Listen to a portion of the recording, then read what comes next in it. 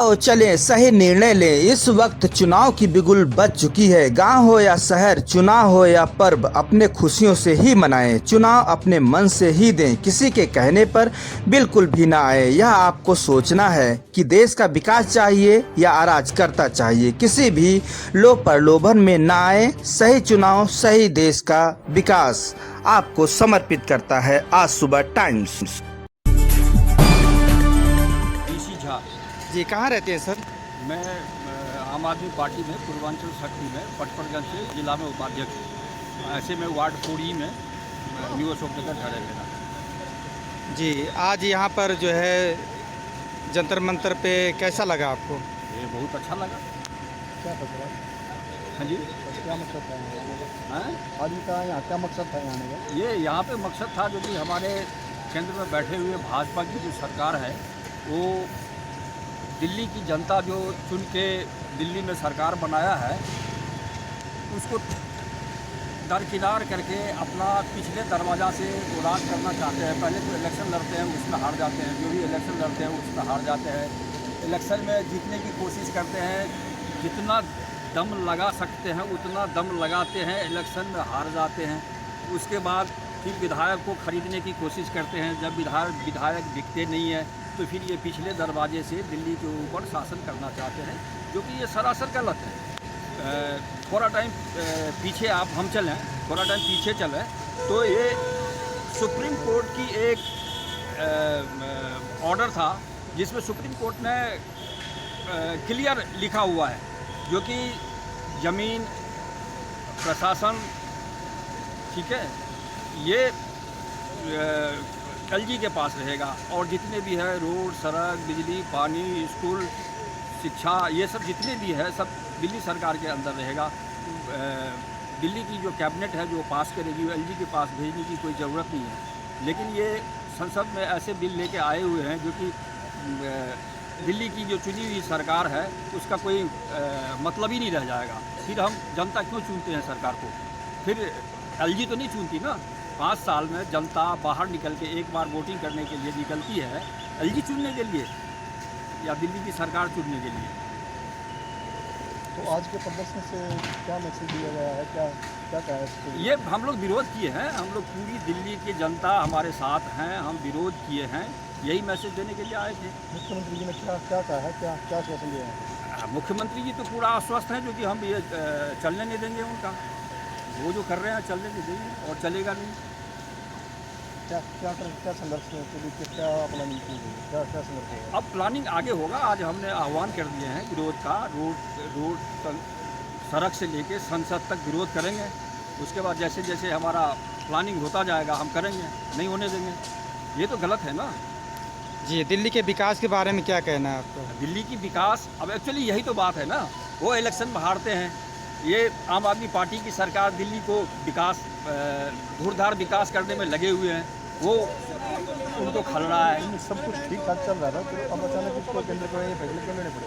वही चीज़ तो कह रहे हैं ना, ये सब कुछ ठीक ठाक चल रहा है, ये विकास के पथ पे अग्रसर हैं, तो यही तो देखा नहीं जाता ना। आम आदमी पार्टी दूसरे राज्यों में जो सीटें लेकर आ रही है पंचायत चुनाव में, निगम चुनाव में, क्या उससे भयभीत है? ये तो हर चीज़ से भयभीत है। अब इनको लगता है जो कि अब ये देखिए पीछे 25 साल से बीजेपी दिल्ली में राज नहीं कर रही है, ये लाइन में लगी हुई है जो कि हमारा नंबर कब आए, हमारा नंबर कब आए। इसके लिए उन्होंने जी तोड़ कोशिश किया बट सरकार नहीं बना पाए, तो ये पिछले दरवाजे से करते हैं, ये बुखलाए हुए हैं।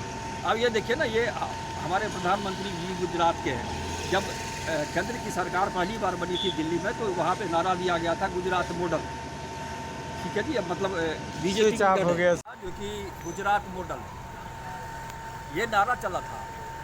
गुजरात की एक अलग मॉडल था नहीं। रियलिटी जब आप गुजरात घुसेंगे, गांव साइड में घुसेंगे तो मुझे लगता है जो कि इंडिया के अंदर सबसे बेकार राज्य गुजरात है। लेकिन नारा चला था गुजरात मॉडल के ऊपर केंद्र में सरकार बनाई गई थी। तो वहाँ का हालत देखिए ना, 27 सीट लेके केजरीवाल सरकार ले आई है वहाँ से। तो ये जैसे गुजरात में लेके आ गए, हिमाचल में लेके आ गए, इधर लेके आ गए, हर जगह ये यूपी आने वाला है, उसके बाद बिहार आने वाला है। ये तो बुखलाए हुए हैं, बुखला करके ये सब एक्शन ले रहे हैं। सर अगले साल एमसीडी के चुनाव हैं हाँ हाँ और अभी आप एमसीडी का उपचुनाव हुआ, जो एमसीडी का जो सेमीफाइनल था हाँ, हाँ। वो एक तरह से सेमीफाइनल में इनका 0 मिली है। हाँ हाँ। तो क्या ये उसका भी कोई इनको परिणाम है या जो दिल्ली का है? ये तो बौखलाहट है ही, ये तो हर चीज़ में बौखलाते हैं। अब इनका जाने की टाइम आ गया है, धीरे धीरे अब ये जा रहे हैं। ये निगम चुनाव में जाएंगे, उसके बाद विधानसभा में जाएंगे, फिर लोकसभा में जाएंगे। अब जाने की बारी आ गई है उनका। एमसीडी का जो सेमीफाइनल तो आप लोगों ने जीत लिया, हाँ हाँ। फाइनल की क्या? फाइनल हम जीतेंगे, फाइनल जीतेंगे। फुल मेजोरिटी में हमारी सरकार बनेगी एमसीडी के अंदर, हमारा मेयर होगा।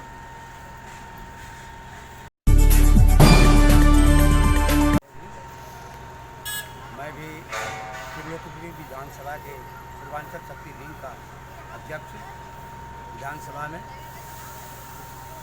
और ये जो आज जो देखने को आप लोगों को भी मिला, हमने भी देखा, और सारी दिल्ली की जो आम आदमी समर्थक हैं, एक ही विरोध है कि ये विकास कार्य जो हमारे केजरीवाल जी कर रहे हैं, विकास से उनकी तमाम नेता डर चुके हैं। जब विधायकी चुनाव था उसमें सारी शक्ति इन्होंने लगा दिया, सांसद की पूरी शक्ति लगा दी थी, और विधायिका में पूरी विधायक की चुनाव में पूरी शक्ति लगा दी थी।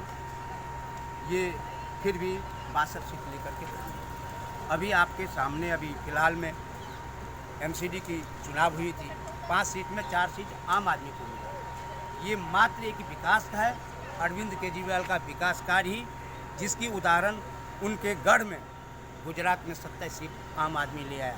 केजरीवाल जी उतना राजनीतिज्ञ नहीं है जिस तरह से और पार्टी हैं, मैं किसी पार्टी का नाम नहीं लूँगा, जो केंद्र में सत्ताधारी पार्टी हैं उनके आगे राजनीति के हिसाब से बच्चे हैं। मात्र इनकी जीत दर जाता है उनकी विकास, और इस तरह की विकास अरविंद केजरीवाल जी का रहा कि इनको 2022 की एमसीडी चुनाव में पूर्ण बहुमत के साथ दिल्ली में एमसीडी पर बैठेगी आम आदमी सरकार।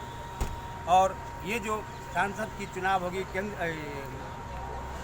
सांसद की, उसमें भी प्रधानमंत्री के रूप में पूरे देश की जनता अरविंद केजरीवाल को बैठा के ही रहेगी।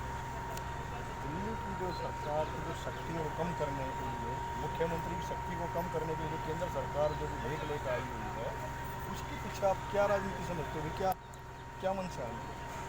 मंशा तो यही है कि उनका जो है पूरी तरह डर गए हैं आम आदमी से। ये जो अभी ये निगम की चुनाव हुई है, 5 में से 4 सीट ले ली है, तो वो डरते हैं कि आगे जो जितने भी चुनाव होंगे ये हमको उखाड़ फेंकेगी।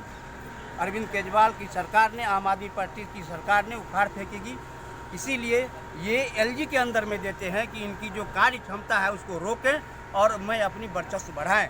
लेकिन पूरी देश की जनता और दिल्ली की जनता जान चुकी है कि अरविंद केजरीवाल ही इस दिल्ली सरकार को, पूरे देश को चला सकती है सही ढंग से, बाकी और कोई नहीं है।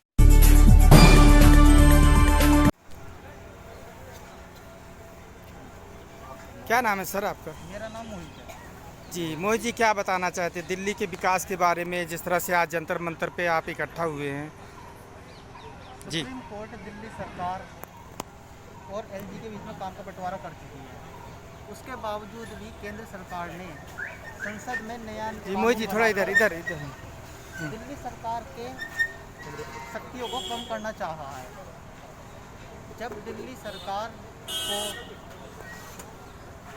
दिल्ली की जनता वोट देकर किसी पार्टी को सत्ता में लाती है, आम आदमी पार्टी को दिल्ली की जनता लाई है, तो हम पहले भी एलजी और दिल्ली सरकार के बीच में देख चुके हैं मतभेद।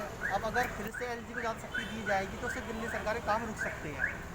यदि केंद्र सरकार को लगता है कि हाँ एलजी को ही दिल्ली चलानी चाहिए, तो ये काम तो शुरुआत में ही होना चाहिए था। जिस समय हमारा देश बना उसी समय एलजी को ही सारे काम सौंप देने चाहिए थे, या केंद्र सरकार खुद चलाती दिल्ली को। यदि दिल्ली देश की राजधानी है और दिल्ली गवर्नमेंट इतना अच्छा काम कर रही है, पहले लोग बिजली के बिलों को देखकर दुखी होते थे और बाद में भरने जाते थे, पहले एक दूसरे को दिखाते थे बिल।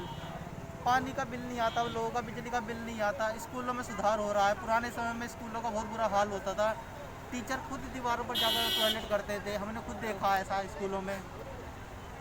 स्कूलों में सुधार हो रहा है। स्वास्थ्य मोहल्ला क्लिनिक की तारीफ विदेशों में भी होती है। तो क्या अगर दिल्ली के किसी भी चुनाव में बीजेपी को लगता है कि वो चुनाव हार रही है और वो एलजी को ज़्यादा काम सौंप देगी, ज़्यादा जिम्मेदारी सौंप देगी, उनको लगता है दिल्ली सरकार के काम को रोका जाएगा, तो उनको क्या लगता है क्या बीजेपी वालों को ये लगता है कि ऐसा करने से उनकी इमेज अच्छी बनेगी? ऐसा बिल्कुल भी नहीं है। दिल्ली की जनता सब समझ रही है। यदि दिल्ली सरकार के कामों को एलजी रोकते हैं, उनके ज़्यादातर कामों को रोकते हैं, तो दिल्ली की जनता समझ जाएगी कि हाँ, बीजेपी का यही मकसद था। बस मैं इतना ही कहना चाहूँगा। नमस्कार दोस्तों, मेरे चैनल को सब्सक्राइब, लाइक करें और आइकॉन को जरूर दबाएं ताकि आने वाले वीडियो को आपको नोटिफिकेशन मिल जाए। धन्यवाद।